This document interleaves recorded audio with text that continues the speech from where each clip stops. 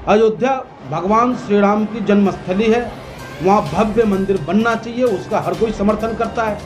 लेकिन आप उसको राजनीति का अखाड़ा बनाएं, ये कभी स्वीकार नहीं करेगा, कोई भी हिंदुस्तानी से स्वीकार नहीं करेगा। आरएसएस का मुख्यालय होने का क्या मतलब है? वो एक धार्मिक स्थली है, पूरे दुनिया का उससे भावना जुड़ा होगा, और वहाँ पे आप राजनीति का अखाड़ा बनाएं, ये कोई स्वीकार नहीं करेगा। वो धर्मस्थली है, धर्मस्थली ही रहेगा। बिल्कुल आरएसएस का कार्यालय नहीं बनने दिया जाएगा, नहीं बनने दिया जाएगा। ये मोदी और योगी जो है, योगी जी उत्तर प्रदेश के सिस्टम को रोगी बना के रख दिए हैं, और मोदी जी जो है उनका दिमाग जो एकदम आपसी भाईचारा को तोड़ने में लगा के रख दिए हैं। जैसे एक मछली को पकड़ने के लिए चारा की जरूरत होती है, उसी तरीके से हमारे हिंदू भाइयों को, मुसलमान को चारा के रूप में डरा करके, ये मुसलमान मुसलमान मुसलमान, उसे डरा करके, भयभीत करके उसके वोट को अपनी तरफ डाइवर्ट करना चाहते हैं। जबकि इनकी सोच रही है कि जितना हिंदू पिटेगा उतना ही भारतीय जनता पार्टी से जुटेगा। संभल जाओ, नहीं संभलोगे तो हस्तियां मिट जाएंगी, आने वाली नस्लें गुलाम होंगी हमारी, क्योंकि ये लोग वही ईस्ट इंडिया कंपनी की तरह सारा प्राइवेटाइजेशन करके हम सबको सिर्फ राम के नाम पर माला जपवाना चाहता है और अपनी गुलामी करवाना चाहता है। कि बिहार जब ये आएंगे, बिहार के जो जनता है बिल्कुल तैयार बैठा हुआ है। 1200 1500 किलोमीटर जो है ना, उनके पैर का चप्पल टूट गया था, और टूटल का चप्पल रखे हुए हैं, इनका स्वागत किया जाएगा। संतों का बयान आया है कि ब्राह्मणों का क्या कहना चाहिए? देखिए, इस सरकार ने तो ब्राह्मणों का उत्पीड़न करने की पराकाष्ठा तक पार कर दिया है, समझ गए ना। अभी आपको आज की ताज़ा घटना आपको बताते हैं कि नोएडा में ब्राह्मणों ने सरकार की जन विरोधी नीतियों के खिलाफ प्रदर्शन किया। उसके एवज में उन ब्राह्मणों के साथ योगी जी की पुलिस ने बर्बरतापूर्ण रवैया अपनाया, और उन सभी ब्राह्मणों को कैद कर उनके ऊपर मुकदमा दर्ज किया जा रहा है। जबकि मैं समझता हूं कि इन मुकदमों से कोई फर्क नहीं पड़ने वाला है। जितना वो मुकदमा करेंगे उतना ही ज़्यादा उनके खिलाफ ब्राह्मण समाज एग्रेसिव होगा, क्योंकि जब से ये सरकारें आई है लगातार ब्राह्मणों को ही टारगेट किया जा रहा है, किसी न किसी रूप में। आज अयोध्या का मामला है। अयोध्या भगवान श्री राम की जन्मस्थली है, वहाँ भव्य मंदिर बनना चाहिए, उसका हर कोई समर्थन करता है। लेकिन आप उसको राजनीति का अखाड़ा बनाएं, ये कभी स्वीकार नहीं करेगा, कोई भी हिंदुस्तानी से स्वीकार नहीं करेगा, क्योंकि वो एक धर्मस्थली है, वहाँ लोगों की आस्था जुड़ी हुई है। वो भगवान राम जो त्यागी थे, वो भगवान राम जिनका कल को राज्याभिषेक होना था, अचानक रात को वनवास की तैयारी उनकी होती है। ऐसे भगवान राम के जो लोग आस्था रखते हैं, और ये भारतीय जनता पार्टी जो सिर्फ लोकतंत्र की हत्या कर, अपने ताकत का प्रयोग कर सत्ता प्राप्त कर रहा है, जो ये काम रावण का था, भगवान राम का नहीं था। ये जो काम कर रहे हैं वो रावणों की तरह कर रहे हैं। लोगों की सरकार, लोगों की संपत्ति पे अवैध कब्जा करना, लोगों के विचारों को कुंद कर देना, अपने ताकत के दम पर, पुलिस के दम पर उन्हें दबाने का प्रयास करना, कहीं ना कहीं ये रावण जैसी प्रवृत्ति है इनकी, जिसका कि हम सभी ब्राह्मण समाज और समाजवादी पार्टी भी इसका विरोध करता है।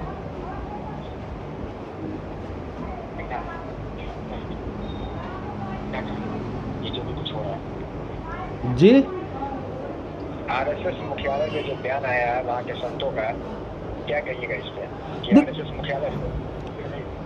बिल्कुल नहीं स्वीकार करेंगे आरएसएस का मुख्यालय। आरएसएस का मुख्यालय होने का क्या मतलब है? वो एक धार्मिक स्थली है, पूरे दुनिया का उससे भावना जुड़ा होगा, और वहाँ पे आप राजनीति का अखाड़ा बनाएं, ये कोई स्वीकार नहीं करेगा। वो धर्मस्थली है, धर्मस्थली ही रहेगा। बिल्कुल आरएसएस का कार्यालय नहीं बनने दिया जाएगा, नहीं बनने दिया जाएगा। क्या आप विरोध करेंगे इस चीज का? बिल्कुल। लेकिन मैं आपको एक चीज़ बताऊं, ये भारतीय जनता पार्टी बड़ा ही मदारी टाइप के लोग हैं, क्योंकि ये अब देखिए, ये जो मुद्दा है, इस मुद्दे पे अगर हम बोलते हैं, इनका विरोध करते हैं, तो फिर ये इसको पोलराइजेशन करने का प्रयास करते हैं। जबकि मुख्य मुद्दा आज भी मेरा उत्तर प्रदेश, हमारा उत्तर प्रदेश, जहां भगवान राम की जन्मस्थली है, भगवान राम का जन्म हुआ है उत्तर प्रदेश में, आज वो उत्तर प्रदेश अपराधियों की स्थली बन गई है। जहां मुख्यमंत्री का अपना गृह क्षेत्र है गोरखपुर, उस गोरखपुर में जब मुख्यमंत्री होते हैं उस वक्त बच्चे का अपहरण होता है और 12 साल के बच्चे की हत्याएं हो जाती है। कानपुर का नाम, ये तो नाम बदलने में मास्टर हैं। इनसे अनुरोध करता हूं कि कानपुर का नाम ये कांडपुर रख दें, क्योंकि हमेशा कांड पे कांड होता जा रहा है। उत्तर प्रदेश बिल्कुल जंगल राज की ओर अग्रसर हो रहा है। तो ये तो लोगों को भटकाने के लिए, कोरोना जैसी महामारी में लोग रोजी रोटी के लिए तरस रहा है, एक वक्त रोटी खाता है, दूसरे वक्त के लिए सोच रहा है। कारोबार की जहाँ तक बात है, कारोबार आज के डेट में लोगों के पास बिल्कुल ना के बराबर रह गया है। फैक्ट्री में, मैं आपको अपनी एक बात बताऊं साहब, हेलो, हमारे पड़ोस में हमारा ब्राह्मण भाई एक रहता है, ठीक है, और वो भारतीय जनता पार्टी का अनन्य भक्तों में से एक। मैं उसके पास गया, मैंने उनसे कहा कि भाई साहब इस सरकार ने जो है पूरा व्यवस्था ही चौपट कर दिया है, ना रोजगार है ना काम है। वो उल्टा हमें गाली देना शुरू कर दिए कि क्या बात करता है तू यार, देश का इतना मोरल ऊंचा कर दिया है ये मोदी। हम कहा अच्छा जी, तो भाई साहब आटा कैसे खरीदते हैं आप? कहा 30 रुपये। हमको यार गजब करते, तोरा सरकार है, तुमको तो 27 रुपये मिलना चाहिए, तो ना 30 रुपये खरीद रहे हैं। हमको सरसों तेल तो 70 रुपये खरीद रहे होगे, तो ना भैया 130 रुपये खरीद रहे हैं। हमको अच्छा जी, तो फिर तनख्वाह कितना मिल रहा है बेटा का? 4 बेटा है आपका तो अरे पहले तो 70-80 हज़ार रुपया आ जाता था, अब जी लॉकडाउन से नौकरियाँ सबका हटा है, तो अब चारों के मिला के जो मान लो 30-35 हज़ार रुपया आ रहा है। हमको तो और बढ़िया है भाई। अरे काहे को बढ़िया है? फिर भी हमने उनको गाली नहीं दिया, हमने उनसे यही कहा कि ये वास्तविकता समझो आप। ये मोदी और योगी जो है, योगी जी उत्तर प्रदेश के सिस्टम को रोगी बना के रख दिए हैं, और मोदी जी जो है हिंदुस्तान की जनता का दिमाग डाइवर्ट, सिर्फ क्या कहते हैं कि ये लोगों का दिमाग जो एकदम आपसी भाईचारा को तोड़ने में लगा के रख दिए हैं, ताकि वो सिर्फ अपने आप को जिंदा रहना ही बहुत बड़ी बात समझे। रोटी खाए और नमक से खा ले, कभी चटनी से खा ले, वो भी ना मिले फिर भी राम राम वो जपे और हमें वोट देता रहे। आप विरोध क्यों कर रहे हैं? अगर मोदी जी अपने हाथों से शिलान्यास करते हैं तो फिर विरोध किस बात की? ब्राह्मण है, आप लोगों को स्वागत करना चाहिए। हम ब्राह्मण हैं और ब्राह्मण सदैव देश की आर्थिक नीति, देश की उदार नीति, देश की सैन्य नीति और समाज में बेहतर व्यवस्था बना रहे उसका मार्गदर्शन करने का काम किया है। और आज भी हमारी जिम्मेदारी बन जाती है ब्राह्मण होने के नाते कि जो हमारा राजा है, अगर वो पथभ्रष्ट हो रहा हो, अगर वो अपने मार्गों पे सही नहीं चल रहा हो, तो ब्राह्मणों की जिम्मेदारी बनती है कि उनको सही मार्ग बताए। और अगर वो नहीं मानते हैं तो जो गलत चलेगा उसका पतन निश्चित है, वो पतन होगा, इसमें कोई दो राय नहीं है। अभी जो शिलान्यास का मामला है उसमें बड़े बड़े जो उद्योगपति हैं जैसे कि टाटा हो गए, अंबानी हो गए, इनको न्योता गया है। जी जी जी जी। इसमें तो जो लोग राम भक्त हैं उनको बुरा ना कर देता, क्या कहेंगे? देखिए, राम भक्त हर कोई, हमने पहले भी कहा था आपसे कि हमारे आजम साहब कहे थे कि इमाम हिंद है भगवान राम।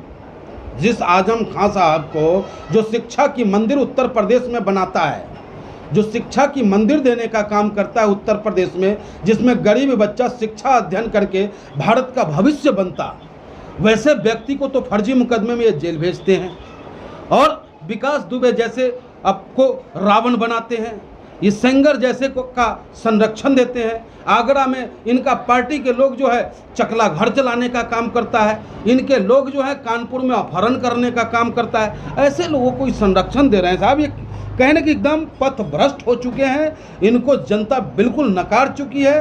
और आने वाला समय जो है, जो बाबा भीमराव अंबेडकर ने हमें अंगूठे में ताकत दिया है वोट देने का, उसका पूरा इस्तेमाल करते हुए इस सरकार को भगाने का काम करेंगे। संबित पात्रा ने ट्वीट किया है कि कहीं पूजन हो रहा है और कहीं सूजन हो रहा है। उन्होंने साथ ये कहा है कि विपक्ष के लोग को सूजन हो रहा है। नहीं, गलत है। ये तो भारतीय जनता पार्टी की प्रोपेगेंडा तो है ही साहब।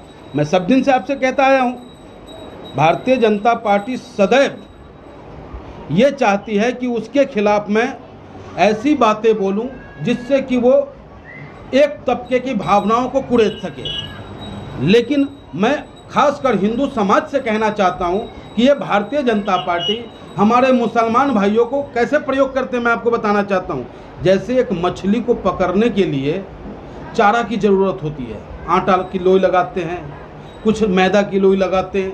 उसी तरीके से हमारे हिंदू भाइयों को मुसलमान को चारा के रूप में डरा करके कि ये मुसलमान मुसलमान मुसलमान, उसे डरा करके भयभीत करके उसके वोट को अपनी तरफ डाइवर्ट करना चाहते हैं। जबकि इनकी सोच रही है कि जितना हिंदू पिटेगा उतना ही भारतीय जनता पार्टी से जुटेगा। तो जहां भी अगर कहीं दंगा होता है, कोई बात होती है, तो इनकी प्रायोजित होता ही है। कोरोना काल में आपने देखा था कि योगी आदित्यनाथ की जो पिता की मंत्रियों में थी वो नहीं जा गए थे, लेकिन अभी राम मंदिर में वो जाएंगे, प्रधानमंत्री जाएंगे। नहीं, आपको लगता है कि शिलान्यास को डालना चाहिए या कुछ, क्योंकि इतना ज्यादा लोग फैला हुआ है 10 लाख का यहाँ का मतलब। देखिए, जहाँ तक डेट की बात है, डेट पे तो हम कुछ कह नहीं सकते, लेकिन इतना जरूर कहेंगे कि ये सरकार ऐसी है कि गढ़ खामोश रहे। जो मेन ये है वो उन्होंने कहा क्या, देखिए, अभी स्थिति ये आ गई हमारे देश की कि गढ़ खामोश रहे तो गैरत मार डालेगी। अगर हम खामोश रहे तो गैरत मार डालेगी। अगर सच बोलूं तो ये भाजपा सरकार मार डालेगी। अगर सच बोलूं तो भाजपा सरकार मार डालेगी। अगर होशियारी से हम सब ने काम नहीं लिया तो ये भाजपा वाले हिंदू मुसलमान को आपस में लड़ा के मार डालेगी। तो और इनका बस यही एक शगुफा रह गया है और कुछ नहीं रह गया है। न कहते हैं ना कि हर बात, जब भी हम इनसे ये हमसे बात करते हैं राम भगवान की, हम भी इनसे बात करते हैं राम भगवान की, लेकिन ये उस राम भगवान की बात करते हैं जो बिल्कुल ही उनके जैसे रास्ते पे नहीं चलते। हम उस राम भगवान की बात करते हैं जो सबको साथ लेके चलते हैं। सेवरी का जूठन भी खाते हैं भगवान राम, लेकिन ये अगर दलित के यहाँ खाना खाने जाते हैं तो इनका अलग से प्लेट लगता है। ये वो राम भक्त हैं, लेकिन हम वो राम भक्त हैं कि दलित के यहाँ भी हम खाना खाते हैं और उनको गले लगाने का काम करते हैं।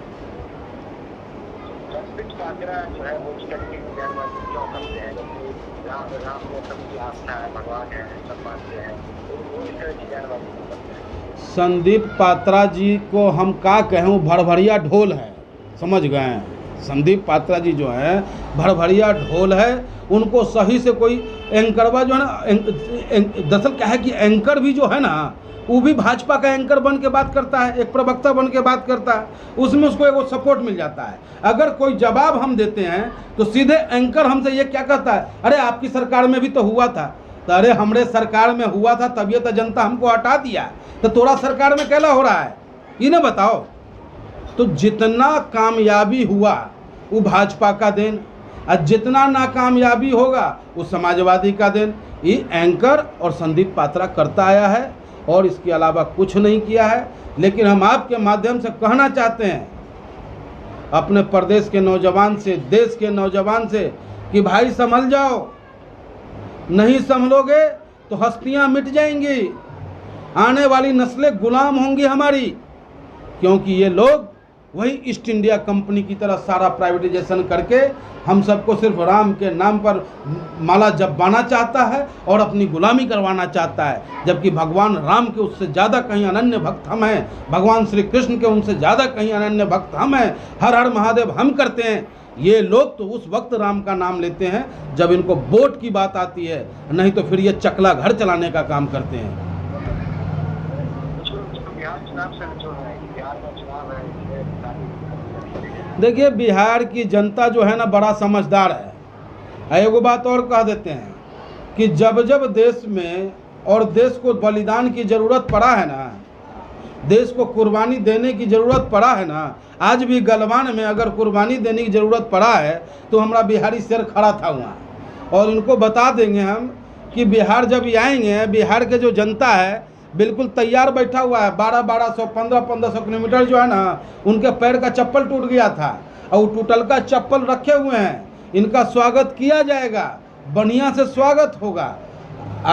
जयप्रकाश नारायण जैसे, देखिए उस टाइम में इंदिरा जी जैसे सख्त लीडर के सामने इमरजेंसी की स्थिति में अगर सर्वप्रथम किसी ने आंदोलन का आगाज किया था तो वो बिहार की पावन धरती थी। और ये बिहार पर जा रहे हैं, बिहार की जनता इनको पटकनी देगा।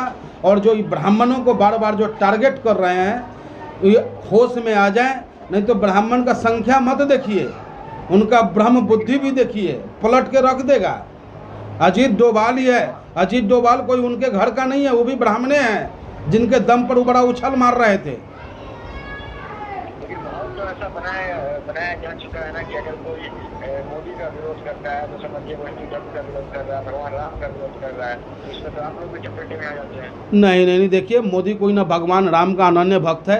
अगर ये राम के अनन्य भक्त होते ना तो आपको याद होगा जब माता सीता का वो वनवास भी करवा दिए थे, अश्वमेध यज्ञ जब करने की बात आई थी तो उस टाइम में भी पत्नी की आवश्यकता होती है, तो एक पत्नी का मूर्ति बनवा के भगवान राम जो है यज्ञ किए थे। अगर इतना ही भगवान राम के भक्त है ना तो कम से कम ये अपनी पत्नी को भी ले आए वहाँ पर शिला पूजन में, क्या कि कुमारा व्यक्ति को अधिकार नहीं है महायज्ञ करने का सनातन धर्म के अनुसार। और दूसरा बात, आपके पास पत्नी है तो उसको सम्मान दीजिए। भगवान राम जो है पत्नी के लिए समुद्र पर न सेतु बांध दिए थे, समुद्र पर से न चढ़ाई करके रावण पर चढ़ाई किए थे। आइए ऐसा हमारे राम भक्त हैं कि अपने पत्नी को छोड़े हुए हैं कोना में, आ रहे हैं यहाँ पूजा करने। ये कहाँ का भाई सनातन धर्म का आप काहे मजाक उड़ा रहे हैं?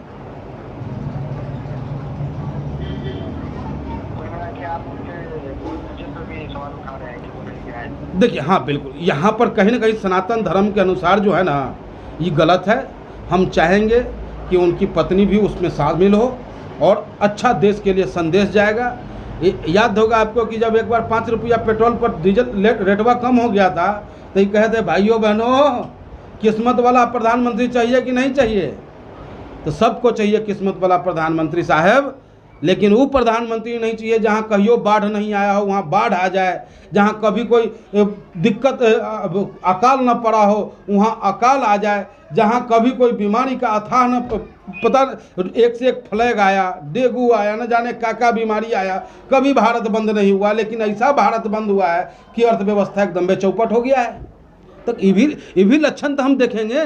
जैसे 5 रुपया रेट कम हो गया तो भाग्य वाला प्रधानमंत्री है, और जब इतना आफत आ रहा है तो कौन सा भाग वाला, ये भी तो हमको बता दीजिए कि अभाग वाला है। तो ऐसा प्रधानमंत्री नहीं चाहिए। धन्यवाद। धन्यवाद।